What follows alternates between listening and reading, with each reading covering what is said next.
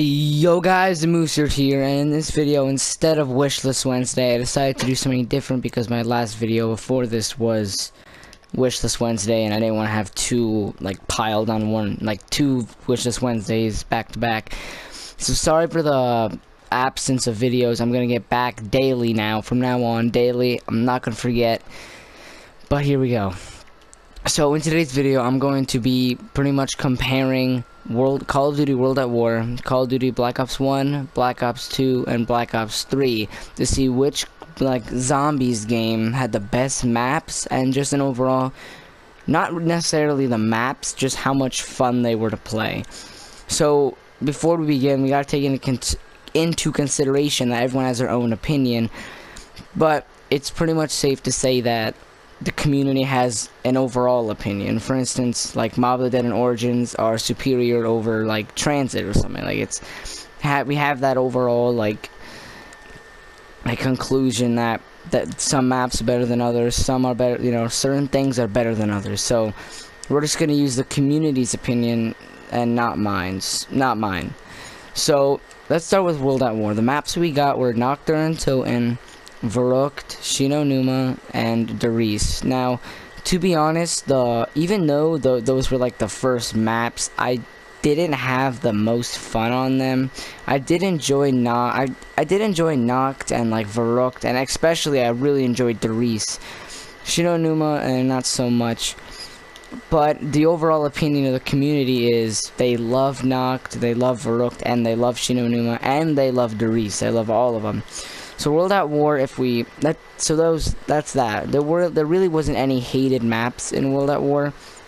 So we're just going to, conclude that World at War is a good standalone game for now. But let's compare it now to Black Ops 1. So Black Ops 1, the maps that they had in Black Ops 1 were Kino der Toten, 5, Ascension, Shangri-La, Call of the Dead, and Moon. Now, to be honest, I do love all of those maps, but there are certain people that don't really like certain maps. For instance, the community is not very satisfied with the map 5 for some reason. 5 to me wasn't really an interesting map. I mean, I did enjoy the setting. It was really, really interesting seeing you're in the Pentagon and you're playing as JFK and all that. It was really, really nice, but it wasn't always the easiest, and the map it wasn't the best. So that one probably was the first flop that Treyarch made in a map, but it wasn't bad, it just wasn't the best. So the next map, the first DLC for Black Ops 1, Ascension, is probably that's people like that map. The next map is I think it's Call of the Dead. Lots of people love Call of the Dead. I really, really enjoy Call of the Dead a lot. So that was amazing. Also, Shangri-La and Moon, those are probably one of my favorite maps. At first, Shangri-La was probably, I didn't really like that map, but later on as games came out, it started to become a really, really good map. So that's that. So now I'm not going to go on to the next games. Let's just compare World at War to Black Ops 1. Since we're comparing, I think, 4 games, I'm going to compare World at War to Black Ops 1, World at War to Black Ops 2, World at War to Black Ops 3, and then we're just going to see where it is positioned there. So World at War compared to Black Ops 1. I'm sorry to say, but I do have to say Black Ops 1 wins here. Just replayability value. Oh my gosh, I can't really speak right now. To be honest, World at War was fun, but it wasn't that fun. I couldn't play it for hours and hours. Black Ops 1 Zombies, I could play it the whole day and still want to play it. It was amazing. So between them, Black Ops 1 has to win. So now let's compare World at War to Black Ops 2. In Black Ops 2, the maps that came out were Transit, Die Rise, and Nuketown Zombies. So Nuketown Zombies, Transit, Die Rise, Mob of the Dead, Origins, and Buried. Oh my god, I knew I was missing one. And Buried. So I didn't really, really enjoy. Okay, before I say this, Transit, I don't love it, but I don't hate it. But the community, I gotta go with the community on this one, because I remember this isn't my opinion. So the community's opinion on Transit is it's horrible and it's probably the worst map. Remember, that's their opinion. So Transit was yeah, it probably brings Black Ops 2 down a lot, but I still gotta count it. Nuketown was really hated by a lot of people in the community because sometimes you didn't get Juggernaut to around 25 at camp on that map, and training was, you gotta, oh my god, never mind. But so Die Rise, for some random reason a lot of people don't like Die Rise. I don't know why. I personally really enjoyed Die Rise, but most of the community, as the ratings go, not a lot of people enjoyed Die Rise for some random reason. So Die Rise was also not as much as a flop as Transit was, but it was down there. So that's gonna be another lower one for that, for Black Ops 2. For the next map, Mob of the Dead. Mob of the Dead is not my favorite, but it is really close to my favorite map of all time, and the community seems to even think so as well. The community ranks this thing so high in the zombies ratings. It is unbelievable. So Mob of the Dead is very high up there. That probably brings up the the rating of Black Ops 2 really high. The next map is Buried. Now Buried, for some reason, I don't understand why. I love Buried, but the community likes to think otherwise. And like I said, it's definitely better than Transit and Die Rise combined, but it wasn't their favorite. So it doesn't bring it down necessarily, but it isn't as good as some of the other maps. The next map, which is probably one of my favorites, very high up there, is Origins. Origins brought it up all the way. It made Black Ops 2 complete. So now comparing World at War to Black Ops 2, I'm sorry, but the community and also me have to pick Black Ops 2. Now you're probably wondering, is World at War even gonna win? And I can't really answer that right now, but for this one, that's gonna be a no. It is not gonna win for this comparison. So Black Ops 2 wins against World at War. So moving on to Black Ops 3 now. World at War compared to Black Ops 3. Let me just go over the maps for Black Ops 3. The maps for Black Ops 3 were Shadows of Evil, The Giant. The Giant was a remake of Der Riese, which really brought it up. The Giant. Okay, let me restart. Shadows of Evil, The Giant, Der Eisendrache, Zetsubo no Shima, Gorod, Krovi, and Revelations. Now, just ignore that I died. Sorry, I was too focused in the game. Now, The Giant was just a remake of Black Ops 2. Oh my god, I can't even speak. I need to reset my mind. Okay. The Giant is a remake from World at War, Der Riese, which really brings it up. Shadows of Evil is, at first, people loved it. Then people hated it, and now it's kind of mixed between people. I personally love it, but the community thinks it's kind of like a meh kind of map. It's kind of like a Verrückt kind of map. Not like the way it looks, but just like the way the community feels about it. Just kind of like a meh kind of map. Like, we love it. I mean, we don't love it, but we don't hate it. It's kind of like why the hell not kind of map.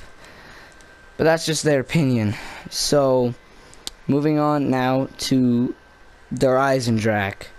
I love Der Eisendrache, and the community also thinks so too. Der Eisendrache really, again, brought it up there, just like Mob of the Dead and Origins. It probably brought Black Ops 3 really up there compared to World at War, obviously, because World at War isn't necessarily that good, like the best Call of Duty. The next map is Zetsubo no Shima, which really brings it down, Black Ops 3, but it's still up there. Then the next map was Gorod Krovi, which again brought it way up there, because it really felt like a Black Ops 1, Black Ops 2 kind of map. It was really great. Then the last map, Revelations, which, to be honest, brought it down. Compared to Origins and Moon, this thing was a flop. It really stinked. it wasn't like, in my opinion, it was just a mixture of all the maps combined, and it wasn't really like and nothing new. The wonder weapons were old, everything was old, it wasn't really new. So, but compared to World at War, it's gonna be Black Ops 3. Now, probably World at War lost for all of them, sadly, just because it's World at War. I mean, the maps weren't always the best, but now is where the real comparison comes in. So now that I'm done naming all the maps, it should go a bit quicker now.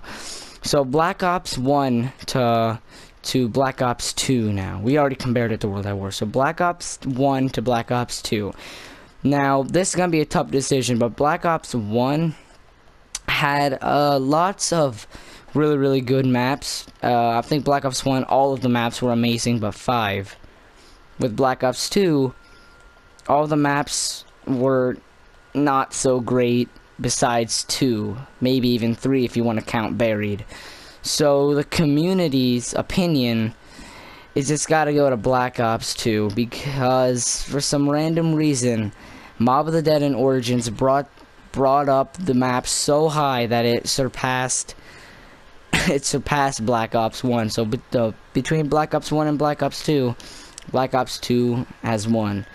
Now between Black Ops 2 and Black Ops 3, this was a very, very tough decision, and it may shock you guys, but for DLC, for the starter map, we got Transit for Black Ops 2. For the starter map, we got Shadows of Evil. Obviously, Shadows of Evil is better than Transit. I mean, hopefully, that's what the community feels, and that's actually what I feel as well. So that's that. Now, the first DLC was Die Rise for Black Ops 2. First DLC for Black Ops 3 was Der Eisendrache. The Eisendrache brought up the rating for Black Ops 3 in this video way high up, and Die Rise kind of brought Black Ops 2 down a bit. And after Transit and Die Rise combined, it did not go together at all. It was horrible. So that's that. So right now Black Ops 3 is winning. But Buried came out. Oh my god, not Buried. Mob of the Dead came out for Black Ops 2. And it really, really, really brought Black Ops 2 up. And right now, Black Ops 2 is about a tie. Well, not really a tie. Right now, Black Ops 2 is going to win, considering our next map we got was Zetsubo no Shima. And again, my opinion is out of this, but the community's opinion really, really hates Zetsubo no Shima. So right now, it's a tie between Black Ops 2 and Black Ops 3. That's the community's opinion. Now the next DLC was Gorod, Krovi, and Buried. Now Buried, again, didn't really bring it down Black Ops 2, but it didn't even bring it up. So it wasn't that good. But Gorod, Krovi brought Black Ops 3 way up. So right now Black Ops 3 is winning. But here's where it gets different. Origins came out for DLC 4 for Black Ops 2, and it brought it way up than it's ever been. And then with Black Ops 3, Revelations came out, and we dug a hole, and we just buried ourselves alive. No pun intended between buried, but so between Black Ops 2 and Black Ops 3, Black Ops 2 has to take the trophy here. Simply because the maps more replayability value, and it was just overall more fun. Now, don't get me wrong, I love Black Ops 3 Zombies, but as of right now, the best Call of Duty Zombies game with maps and replayability value has to go to Black Ops 2. But that's maps. What about features like customizing your weapon and gobblegums? So in reality, the real and like a ranking system as well. Sorry, I had to put that in there. So the real winner for the best Call of Duty Zombies game that we've ever had has to go to Black Ops 3. The community's feel. Black Ops 3 brought so many new features, and even though maybe only added one new perk, it was still amazing to play over and over again, leveling up. Look, I'm not even Master Prestige yet. I'm still Prestige 8, level 21. Going for 22. It still is very, very it still can play this over and over again. So the winner has to be Black Ops 3. Now I just can't wait for what Treyarch has in store for us for the next Treyarch game. So that is it. The winner is Black Ops 3. If you guys have your own opinion, don't forget, in my opinion, Black Ops 2 would have won. But the community feels different, and it is Black Ops 3 that wins this one. So, again, if you have an opinion, don't forget to put it in the comment section below, and I will make sure to read it. And don't worry, I read them all. Trust me. That's it. Don't forget to leave a like, subscribe, tell people, you know, just tell people about me. Why the hell not?